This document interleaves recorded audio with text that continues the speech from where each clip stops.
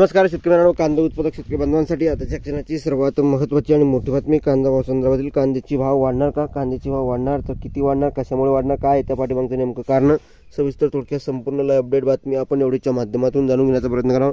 तर महाराष्ट्रातील तमाम कांदा उत्पादक शेतकरी बांधवांना एकच विनंती, व्हिडिओ शेवटपर्यंत बघा. अतिशय महत्त्वाचा हा व्हिडिओ व्हिडिओ जर आवडला तर नक्कीच लाईक करा. सांगा तुम्ही चॅनलवर नवीन असाल तर या ठिकाणी बघितलं शेतकऱ्यांनो महा हवामान आपल्या यूट्यूब चॅनलला सबस्क्राईब करायला विसरू नका. तर एकंदरीत कांद्याच्या भावात वाढ कशामुळे होणार आणि शेतकऱ्यांना कसा फायदा होणार ते बघू शकता.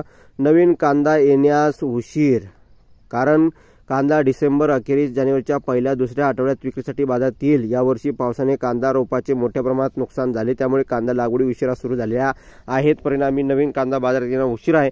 प्रशांत गोरे पाटील, कांदा निर्यात, बांगलादेशने कांद्यावरील आयात शुल्क हटवले आहे आणि ते पुढील काळात कांदा उत्पादनाला अधिक भाव मिळेल असे चित्र सध्या निर्माण झाले आहे. श्रीलंकेने सुद्धा या ठिकाणी बघितलं. देशात कांदा निर्यात Sri Lanka, Singapore, Malaysia, Thailand, Dubai खाती देशात मोठ्या प्रमाणात होते, त्यामुळे कांद्याला चांगला दर मिळेल असा फायदा, याचा फायदा शेतकरी, व्यापारी, कांदा निर्यातदार कंपन्यांना नक्की होणार आहे. आणि आज सुद्धा श्रीलंकेने एक महत्त्वपूर्ण निर्णय आयात शुल्क संदर्भात केला आहे. पहिले 30 इतकं शुल्क होतं, आता ते 30 वरून आता 10 वर करण्यात आलेलं आहे, म्हणजे आयात शुल्क कमी केलं आहे. त्या ठिकाणी सुद्धा कांदा निर्यातीला मोठ्या प्रमाणात चालना होण्यास मदत मिळणार आहे. त्यामुळे येणाऱ्या दिवसात आणखीन कांद्याच्या भावात वाढ होऊ शकते. फक्त सरकारने त्यामध्ये काही हस्तक्षेप केला नाही पाहिजे. त्यामुळे एकंदरीतच शेतकऱ्यांना, व्यापाऱ्यांना व किरकोळ विक्रेत्यांना फार मोठा फायदा त्यामध्ये होताना दिसणार आहे.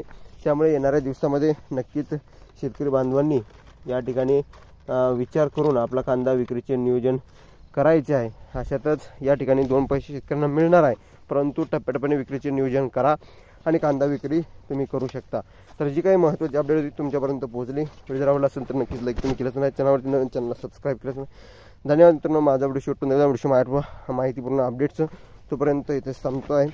जे महाराष्ट्र, जे श्रोते, धन्यवाद. लाईक, शेअर आणि सबस्क्राईब, कमेंट करून तर भेटू. धन्यवाद.